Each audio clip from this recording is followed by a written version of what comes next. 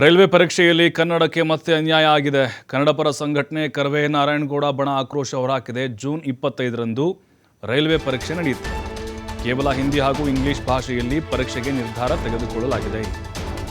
ಕನ್ನಡ ಭಾಷೆಯಲ್ಲೂ ಕೂಡ ಪರೀಕ್ಷೆ ನಡೆಸುವಂತೆ ಕರವೇ ಆಗ್ರಹಿಸಿದೆ. ರೈಲ್ವೆ ಖಾತೆ ರಾಜ್ಯ ಸಚಿವ ವಿ ಸೋಮಣ್ಣ ಆಗ್ರಹಿಸಿದ್ದಾರೆ. ಅವಕಾಶ ನೀಡದಿದ್ದರೆ ಪರೀಕ್ಷಾ ಕೇಂದ್ರಗಳ ಮುಂದೆ ಧರಣಿ ಮಾಡ್ತೀವಿ ಅಂತ ಕರವೇ ನಾರಾಯಣಗೌಡ ಬಣದ ಕಾರ್ಯಕರ್ತರು ಎಚ್ಚರಿಕೆಯನ್ನು ಕೊಟ್ಟಿದ್ದಾರೆ.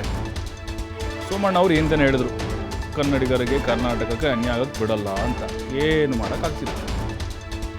ಮತ್ತು ಎಕ್ಸಾಮ್ಗಳು ನಡೀತಾ ಇದೆ, ಅದು ಪ್ರಾದೇಶಿಕ ಭಾಷೆಯಲ್ಲಿ ನಡೀತಾ ಇಲ್ಲ. ಕನ್ನಡಿಗರು ದೂರ ಆಗ್ತಾ ಇದ್ದಾರೆ ಕೇಂದ್ರದ ಈ ಕೆಲಸಗಳಿಂದ. ಯಾಕೆ ಎಲ್ಲ ಬರೀ ಉತ್ತರ ಭಾರತದವರು ಇರ್ತಾರೆ ಅಂತ ಹೇಳಿದ್ರೆ ಹಿಂದಿಲಿರುತ್ತೆ ಅಂತ ಹೇಳಿ. ನಮ್ಮೂರು ಯಾಕೆ ಜಾಸ್ತಿ ರೈಲ್ವೆ ಇಲಾಖೆಯಲ್ಲಿ ಅಂದರೆ ಇದೇ ಕಾರಣಕ್ಕೋಸ್ಕರ. ನಾಲೆಡ್ಜ್ ಇರುತ್ತೆ, ಆದರೆ ಭಾಷೆ ಮೇಲೆ ಅಷ್ಟೊಂದು ಹಿಡಿತ ಇರೋದಿಲ್ಲ.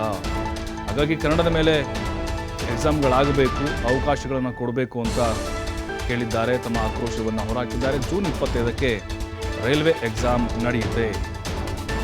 ಬರೀ ಅದು ಇಂಗ್ಲೀಷ್ ಹಾಗೆ ಹಿಂದಿ ಭಾಷೆಯಲ್ಲಿ ಎಕ್ಸಾಮ್ ಮಾಡಬೇಕು ಅನ್ನುವಂಥ ನಿರ್ಧಾರಕ್ಕೆ ಬರಲಾಗಿದೆ. ಅಂದರೆ ಹಿಂದೆ ಕೂಡ ಮಾಡ್ಕೊಂಡು ಬಂದಾರೆ ಕೇಂದ್ರ ಸರ್ಕಾರದವರು. ಬಟ್ ಈಗ ಅವಕಾಶ ಮಾಡಿಕೊಡ್ಬೇಕು ಅನ್ನುವಂತಹ ಒತ್ತಾಯವನ್ನು ಮಾಡಿದ್ದಾರೆ ಸೋಮಣ್ಣ.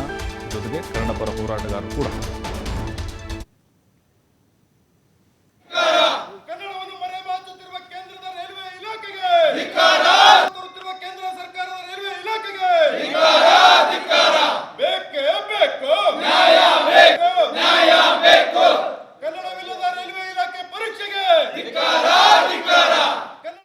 ರೈಲ್ವೆ ಮಂಡಳಿ ನಿರಂತರವಾಗಿ ಇಲ್ಲಿ ಅಂತಾರೆ ಕನ್ನಡಿಗರಿಗೆ ಒಂದು ದೊಡ್ಡವಾದಂತಹ ಒಂದು ಕನ್ನಡಿಗರ ಜೊತೆ ಒಂದು ಚೆಲ್ಲಾಟವನ್ನು ಆಡ್ತಿದೆ. ವಿದ್ಯಾರ್ಥಿಗಳ ಅಭ್ಯರ್ಥಿಗಳ ಜೊತೆಗೆ ಇಲ್ಲಿಂದರೆ ಭವಿಷ್ಯದ ಜೊತೆಗೆ ಒಂದು ಹುಡುಗಾಟಿಕೆಯನ್ನು ಮಾಡ್ತಿದೆ ಮತ್ತು ಅಭ್ಯರ್ಥಿಗಳ ಜೀವನದ ಜೊತೆ ಇಲ್ಲಿ ಚೆಲ್ಲಾಟ ಆಡುವಂಥ ಕೆಲಸವನ್ನು ಮಾಡ್ತಿದೆ. ಈ ಸಂಪಟ್ಟಿಗೆ ಒಂದು TV5 ಇಲ್ಲಿ ವಿಸ್ತೃತವಂಥ ಒಂದು ವರದಿಯನ್ನು ಬಿತ್ತರಿಸಿತ್ತು. ವರದಿಯ ಹಿನ್ನೆಲೆಯಲ್ಲಿಯೂ ಸಹಿತ ಇನ್ನೂ ಇಲ್ಲಿ ಅಂದರೆ ರೈಲ್ವೆ ಮಂಡಳಿ ಎಚ್ಚೆತ್ತುಕೊಂಡಿಲ್ಲ. ಇದೇ 25ರಂದು ಇಲ್ಲಿಂದರೆ ಪದೋನ್ನತಿಯ ಪರೀಕ್ಷೆಗಳು ನಡೀತವೆ. ಆ ಪದೋನ್ನತ ಪರೀಕ್ಷೆಯಲ್ಲಿ ಮತ್ತೆ ಇಲ್ಲಿಂದರೆ ಕೇವಲ ಹಿಂದಿ ಮತ್ತು ಇಂಗ್ಲೀಷ್ನಲ್ಲಿ ಎರಡು ದ್ವಿಭಾಷೆಗಳಲ್ಲಿ ಬರಲಿಕ್ಕೆ ಮಾತ್ರ ಅವಕಾಶವನ್ನು ಮಾಡಿಕೊಡಲಾಗಿದೆ. ಆದರೆ ಕನ್ನಡಿಗರಿಗೆ ಮತ್ತೂ ಸಹ ಇಲ್ಲಿ ಅಂದರೆ ದ್ರೋಹ ಬಗೆದರೆ. ಈ ಸಂಪಟ್ಟಂಗೆ ಇಲ್ಲಿ ಕರವೇ ಕಾರ್ಯಕರ್ತರು ದೊಡ್ಡ ಮಟ್ಟದ ಒಂದು ಹೋರಾಟವನ್ನು ಮಾಡಲಿಕ್ಕೆ ಮುಂದಾಗ್ತಿದ್ದಾರೆ.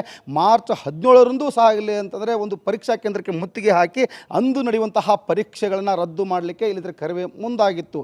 ಈಗ ಮತ್ತೊಂದು ಹೋರಾಟಕ್ಕೆ ಕರವೇ ಮುಂದಾಗಿದೆ. ಈಗ ನನ್ನ ಜೊತೆ ಕರವೇ ಕಾರ್ಯಕರ್ತರಿದ್ದಾರೆ, ನಾನು ಅವರನ್ನು ಮಾತಾಡ್ತೀನಿ. ಸರ್, ಇದೇ 25ರಂದು ರೈಲ್ವೆ ಒಂದು ಕೆಲವೊಂದಿಷ್ಟು ಎಕ್ಸಾಮ್ ಇಟ್ಕೊಂಡಿದೆ, ಅದು ಪದೋನ್ನತಿ ಪರೀಕ್ಷೆ ಮತ್ತು ಇದರಲ್ಲಿ ಕನ್ನಡಿಗರಿಗೆ ಒಂದು ದ್ರೋಹ ಬಗೆದೆ. ಏನು ಮಾಡ್ತೀರಿ ಸರ್? ನಾವು ರೈಲ್ವೆ ಇಲಾಖೆಗೆ ಮೊದಲಿಂದ